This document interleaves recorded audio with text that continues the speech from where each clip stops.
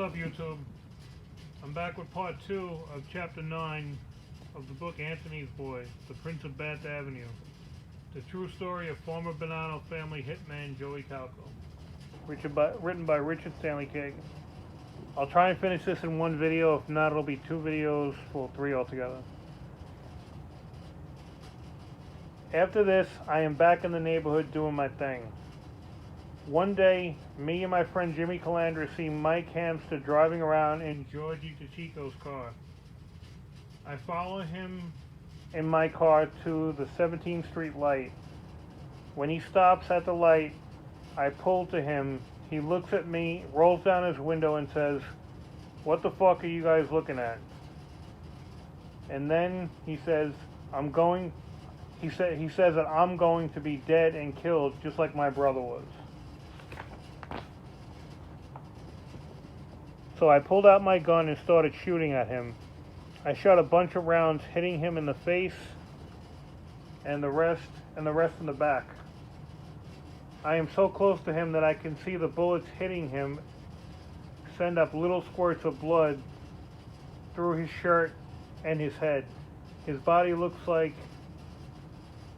it has small water fills of blood hemorrhaging all over him. At this time, almost dead, Mike Hamster jumps out the car and starts running up 17th Avenue. I was so shocked to see Mike Hamster running away after I shot him several times at close range. Wow. I take after him, and me and Jimmy are dumbfounded and are struck to see a guy who's supposed to be dead running away up the street. It's like we're watching a bleeding ghost fly away. A dead man running. I am driving the car and looking to get away from the scene and go catch him and go catch the ghost and finish him, get rid of him and the car. When all of a sudden I see a stopped cop car at the light on 15th Avenue. I hit the brakes and slide right past the light. The cop pulls me over. Fuck. I just shot Mike Hamster 4 blocks away, and now a cop pulls me over for sliding through a red light. Hell, I hit the brakes, didn't I? What's the problem, officer? I made a good faith effort to stop at the light. Okay, you stupid bastard, just give me a ticket if you have to. I have a gun in the car and my black leather glove on. I take the glove off real fast. Jimmy is so scared I see him praying. The cop asks me for my driver's license, and I give it to him. The cop goes back to his car, runs my license to see if it's okay. The other officer is on the sidewalk watching us.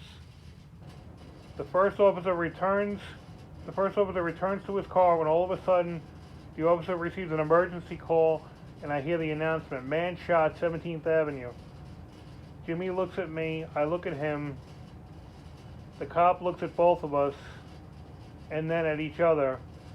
The first cop says, "Today is your lucky day," and then gives me my license back. "Next time, be more careful. Stop at red lights. Somebody could get real hurt or killed if you guys are not careful. Now get the hell out of here. I got more important guys to catch around here than you two jar tools." Drools. I think the cop must have been Italian because drool is Italian slang for bum. I didn't mind being called a bum because it's not as bad in the public's eye as being called a hitman. He screeched out of there with his roof light rack flashing the colors of the rainbow in bright lightning strikes, and his sirens blaring. I felt like telling him to be more careful because he might hit the bullet hole bleeding ghost of a dead guy running up the streets right at him, and then he might do us a favor and kill the guy once and for all. Anyway, if he doesn't hit him, then it's just one more job that I have to put on my schedule to do all over again. Jimmy and me are looking at each other in shock, and I say, "What just happened?" Jimmy yells and screams, "Go, go, go." So I made a U-turn and headed for the highway. Gone. We got away. What luck. Not only did we have the luck, but Mike Hamster also had luck. The luck of 7 bullets in him, one right inside his head, and he's still alive. I don't believe it. I found out later the guy ran all the way home with 7 bullets in him, rang the doorbell, and fell to the floor, and was still alive and not so well. Good luck for him. Bad luck for me, because Mike Hamster is with Georgie Chico, and Georgie Chico is with the Colombo family. I'm sorry, Georgie Chico is with the Gambino family. I didn't ask anybody for permission for the hit, so now, as usual, I have a problem. I have a big problem with the mob and with the Gambino family. I don't see it now. I don't see how anybody can save me now. I go see Anthony Sparrow with the Bonanno family and see if he can help me, but he can't get involved because I didn't get permission from him first. I did this on my own. Anthony can't get involved and says the Gambino family is looking for me and asking families if anybody has seen me. Anthony tells me to go into hiding for a while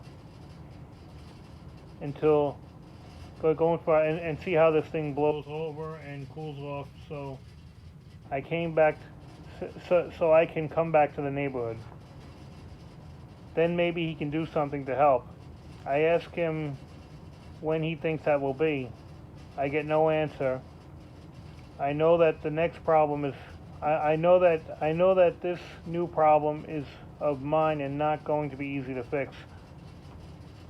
These kinds of things are not supposed to happen in the mob. There are a lot of rules and laws in La Cosa Nostra, and you have to respect and honor, or become men of honor, or else you'll be killed just as easy as that. My father tries to get involved and see if he can talk to some Sicilian mobsters who he knows to see if they can help fix the situation. They tell him there is no way for them to get involved without starting a war with the other family. They tell him that the best solution is to pack me up and send me to Sicily for a few years. To go on the lam is the best option. There is no other way out unless I go on a killing spree and kill a lot of mobsters who want to kill me. And this will go on until they do kill me or I kill them. But they have too many out there I would have to kill to save myself. Well, killing me is not going to happen, so I pack up my stuff and I go to Sicily, like I used to do in the old days with my family on vacation, when we would all go together when Charlie was alive and not hooked on drugs, when everybody was still happy, when Sicily was a beautiful and peaceful place for my parents, a place for us and my parents. Town of San Salvador di Frontiera in the province of Messina. These vacations were such a long time ago. I don't remember or know anyone back in the old country anymore, except for one person, my father's father, my grandfather. I do not wish to bring him problems and pain, but he is kind of an understanding man. Maybe he can give me some of his wisdom to straighten me out so I can become a made man of our family. An honor that I dream about with all of my heart. I speak the language. I fit right in. Maybe I can settle there forever and finally finally live in peace and not go bad like I did in Brooklyn. My father made all the arrangements. He's always bailing me out of trouble. I didn't know I don't know why he does it sometimes. Maybe it's because we're all some flesh and blood. We're all the same flesh and blood. He's a good guy, my father, and I know he doesn't do anything that my mother wouldn't want him to do. My mother, she's a good guy too. I'm lucky. I got I got good guys all around me and my family. And sometimes I forget the very important fact. I don't want to hurt the good guys, only the bad guys. I sure hope I can change in Sicily. My father called his father and arranged for me to stay with my grandfather. His name is Cologio, just like my father. They are both named for Saint Cologio, who is the patron saint of San Salvador and the province of Mesa, Sicily.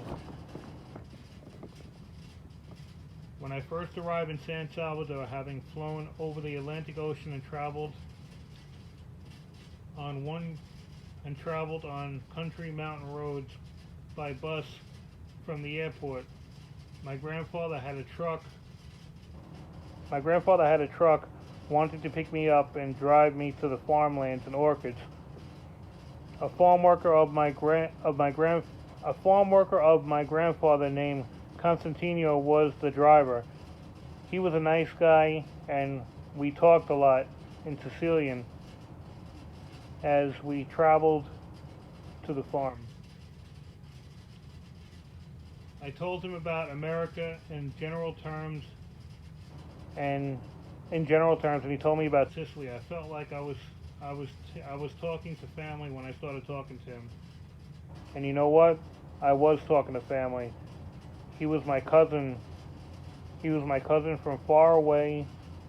He was my cousin from far around and about in our family tree.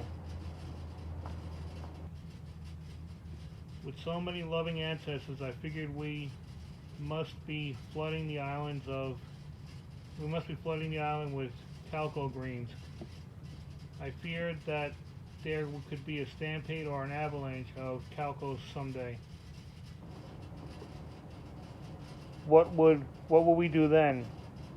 I think that if a world flood of Calcos ever happened, the world would have given up without a fight. Unconditional surrender like the Germans and the Japanese did at the end of World War II. I greet my grandfather and my grandmother, who were partially responsible for the whole Calco family explosion and expansion, and I'm having a great time. I feel like I've really come home. It's a whole different world for me. One night, soon after I arrived, my grandfather and me had a heart-to-heart talk, and we shared our lives and our loves and dislikes, and even some of our hates. One conversation in Sicilian that night went something like this: "It's good you have come back here to visit with me, my little grandson. I remember how you used to come and visit with me every year when you were but a small child. I think that the last time I saw you, that you were about 10 years old. Is that right, Joey?" "Yes, Grandpa," I answered, happy that my grandfather remembered me after all.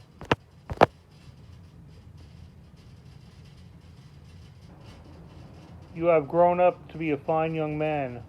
You are 21 now, aren't you?" "Yes, Grandpa, I'm 21. I'm glad that you remember me when I was little. It's good to talk with family about the good old days when I was just an innocent little boy. Sorry." So isn't it a good thing that you have come to visit with me, my little friend? You know, don't you, that you are not you are not so little anymore, and that I am not young anymore. But I have learned a lot in my long life. My life has not all been happiness, but there was enough for me to stay around for a long time. I would like to share some of my wisdom with you. You know that you will have to work hard while you are here and with me. You have you will have you will have to earn your keep. Sorry guys. There are no free meals in the world, especially here in Sicily. But I know you are Nuomo Rispettiato. Sorry. Uomo Rispettato. And that you will work hard and make me proud of you, like all of my children and grandchildren and great grandchildren have done over the years. When I was a force and a discipline to their lives to make sure that they grew up big and strong and on the right road to honor. I am sure that the goats do not milk themselves. You have to work to get milk from them that we can drink. I'm sorry, guys. I am sure that the goats do not milk themselves. You have to work to get the milk from them, and so that we can drink the goat's milk and we can eat the goat cheese. This is what makes our family strong. We work hard and do honest work, and we take good care of our family and of each other. The sheep do not smear themselves. We must cut them and take their wool to make clothes with it, and to make the clothes that we wear, and the wool that we sell to make our business. Your father told me you're in some sort of trouble in America, and I want to talk to you about that tonight and see if I can help you find your right path to follow to make yourself happy and make your family proud of you. I have many sons and grandsons and great-grandsons, and they each have a difficult road. And they each have different needs, and the different you want. I have many sons and grandsons and great-grandsons, and they each have a different need, a different want, and they each follow different paths to happiness. They are all special to me. You are special to me also. I know that you will not disappoint me. Now tell me what you're in trouble. Tell me what your trouble in America. Tell me what your trouble is in America, and who these people who are trying to kill. Who are these people who are trying to kill you? Why would they try to kill such a nice young man who I see before me that you are? Well, Grandpa, in most things, it's a long, complicated story. I have a lifetime to listen to you, Joey. I have nothing better to do than to help my own flesh and blood, the son of my son. You take your time and tell me about it, and together we shall think about your problem, and then we shall see exactly what it is. We may have to pray to San Cologno and ask him to show us the light and the path to happiness that you must take to lead your life into a bright future. Whether that future is to stay here in Sicily and make your new life, or to go back to America with your father and your family, that is what we shall talk about and think of. We shall see what Saint has in store for us. Alright guys, my throat is killing me. I'm sorry about the mistakes. I'm doing the best I can with that. I'm going to come back a little bit later and give you the remaining 5 pages. Alright? Please like, share, subscribe. Thanks. Bye.